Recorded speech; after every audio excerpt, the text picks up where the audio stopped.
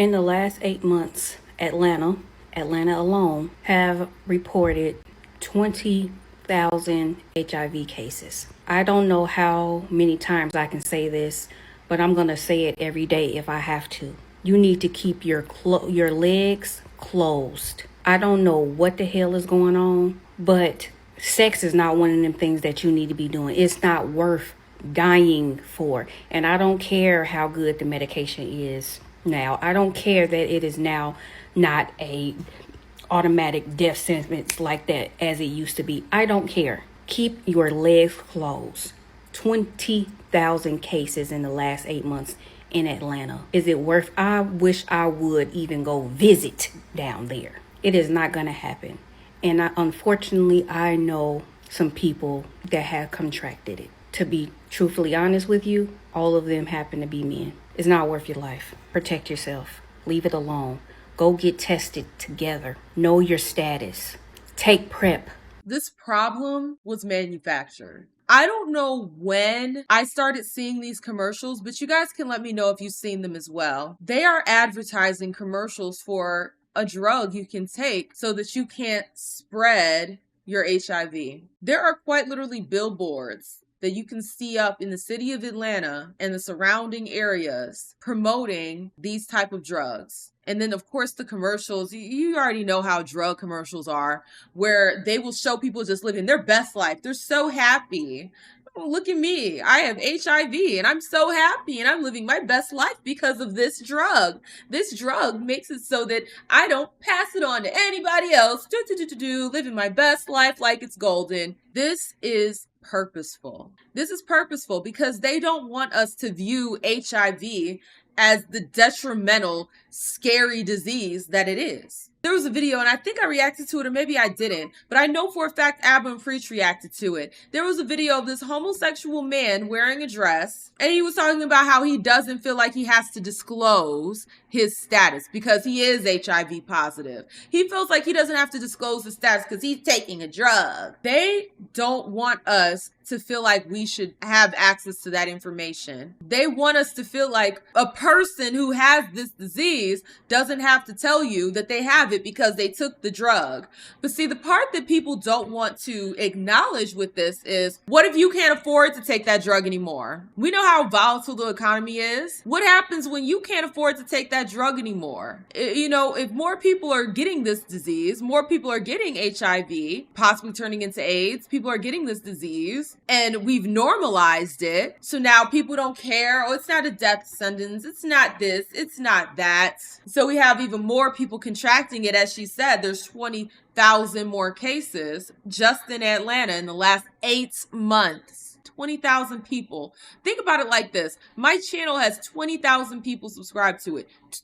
That's all of them. That's everybody. That's crazy. So if we think about it like this, like they've normalized, oh, it's okay because we have this special pill that makes you, well, if that's the case, then how are all these people catching it? It's because we've normalized casual sexual encounters. Nobody cares. It's not that big of a deal. My body, my choice, sexual freedom. Why are you judging me? Don't ask me my body count. We've normalized this promiscuity. We've normalized all of these things, this club culture, this loose ratchet behavior. We've normalized it to the point where we don't even want to think about the consequences of these choices. We're now trying to normalize the consequences. They want to normalize having HIV because guess what? You can control people. When people are dependent on something to survive, you have them in your grasp. You have control over them. Same thing when it comes to college. Okay, a lot of people go into debt, crazy amount of debt going to college. Guess what? You are now a slave because you are beholden to pay back, and you can't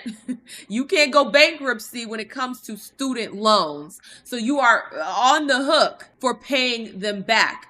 Guess what? You're a slave now. It's the same concept. Same concept. You have to keep working. You can't afford to not work because you have to pay back those loans. Just like, and I'm gonna make the connection because we got some slow people in the back. They might not get what I'm putting down.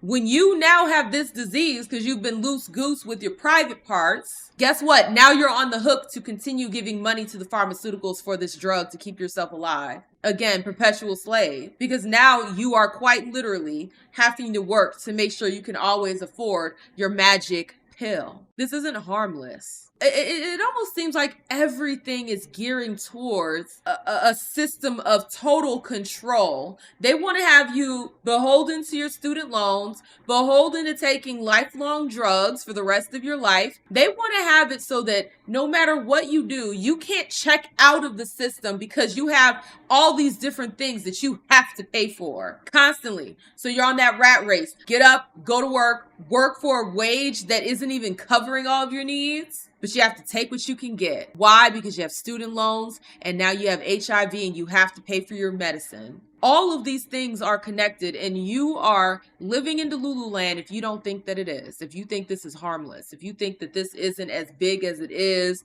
You think I'm wearing a tin hat. Oh, you're just a conspiracy theorist. No, it's logical. This has nothing to do with conspiracy. This is terrifying. And it's especially terrifying because I have children. I do not want my child contracting something like this when they get older and they start going out into the world and they start meeting people. This is scary. It's terrifying. And you know, it's the normalization. That's the part that really gets me. The fact that they're trying to normalize it, saying we have a magical pill you can take and you'll be okay. But you're not going to be okay. That's the point. You're not supposed to be okay. It's just another way to keep you in the rat race.